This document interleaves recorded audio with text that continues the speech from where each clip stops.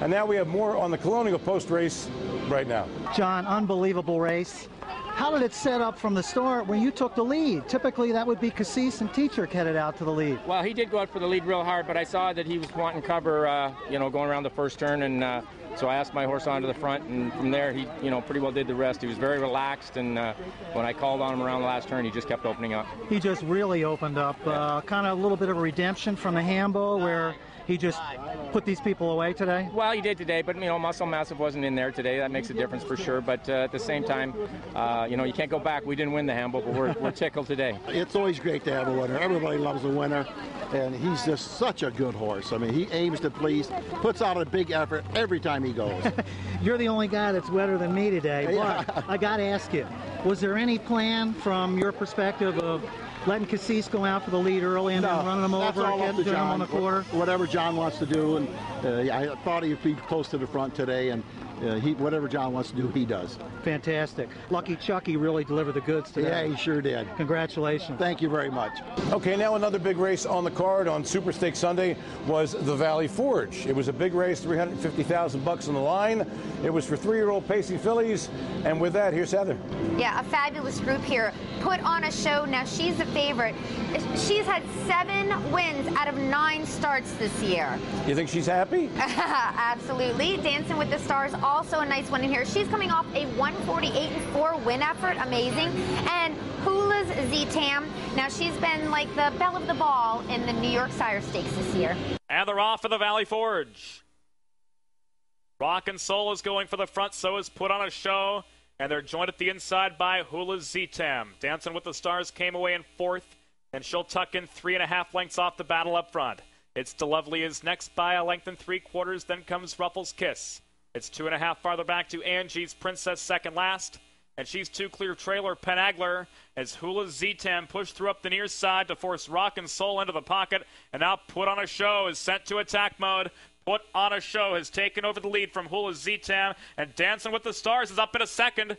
The quarter, a punishing 26 2 seconds, and the pace is going to stay pretty fast. Dancing with the Stars is up to clear Put on a Show just as they enter the bridge turn. Hula's Z-Tam's been relegated to 3rd. Rock and Soul is 4th. Now 5.5 off the pace. It's To Lovely has 7 to make up at the half-mile pole. It's another length and 3/4 to Ruffles Kiss, and then a stretch of 5 to Penagler, who overtook Angie's Princess. She made a break at the back of the pack. The half an exacting 53 seconds flat. They're up the backstretch in the 4th edition of the Valley Forge. And Dancing with the Stars maintains a length and 3/4 advantage from Put on a Show.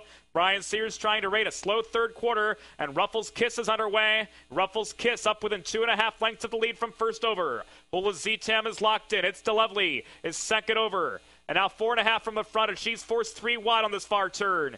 Penagler is wide of Rock and Soul at the back of the main group. They're covered by just 5.5 lengths, and a long last Angie's Princess. 3/4 and 122 flat. The field turns for home. Dancing with the Stars. Those fractions took their toll on her. As Put on a Show is back to strike the front.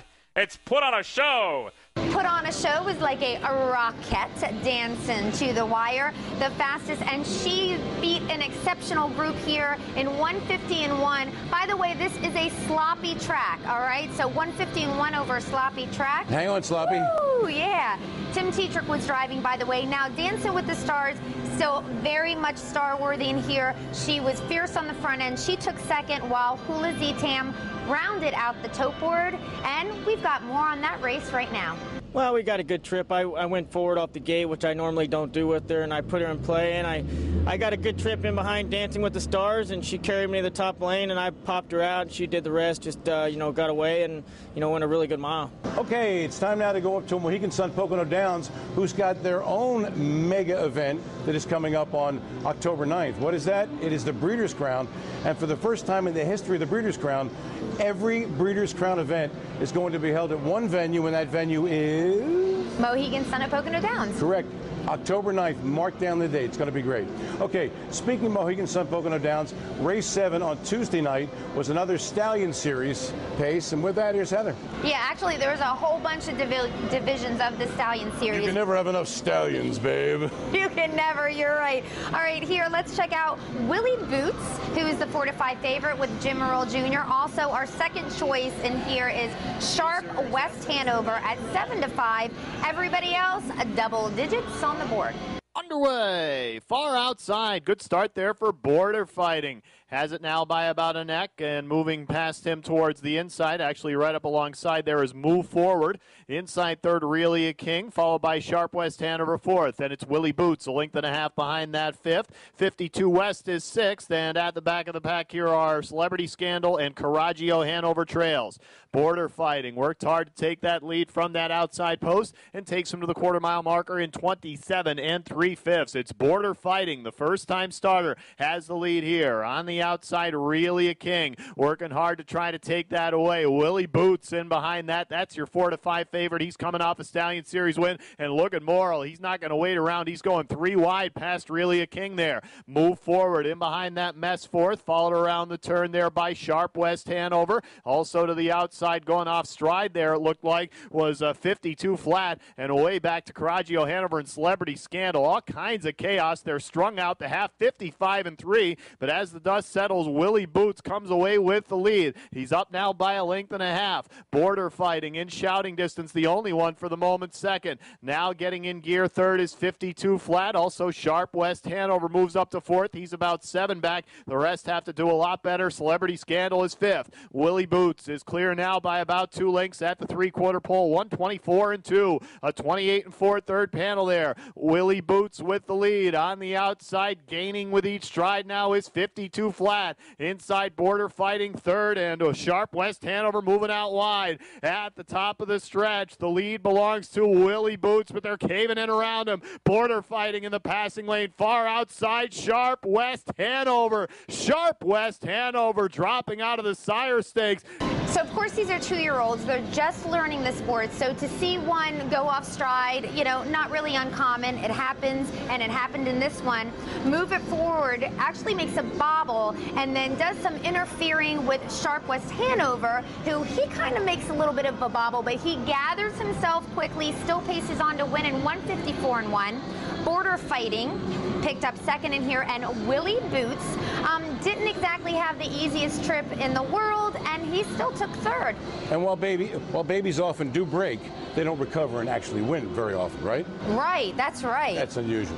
Okay, like Sunday's weather, right? Okay. Tuesday, race 9, Mohegan Sun Pocono Downs, another Stallion Series race. Mr. Perseverance went off the Evil Money chalk with Jim Morrill Jr., but it was Panfully Good, the 7-2 second choice with Matt Kikikali, who won it in 155 3. Mr. Perseverance was a length back in second. Bell's Panacea off at 4-1 with Andrew McCarthy, got third. All right, now we're going to check out the 8th and final Stallion Series division of the evening. Not only did we see a bit of an upset, but also a thrilling stretch drive as Cheyenne Umberto, making only his second career start, won by a whisker over Voice of Truth. Now, this horse was driven by Andy Miller. Cheyenne Umberto stops the timer at 153 1 and paid $17.40. Voice of Truth was second, and then Offshore Drilling took home third. Okay, stay with us when we come back. The coach, E.B. Helm, will be here with his weekly picks. Don't go away. Stretching down the lane they come in the Battle of Lake Erie. Get Hypnotic Blue Chip. Welcome, good old Sunday.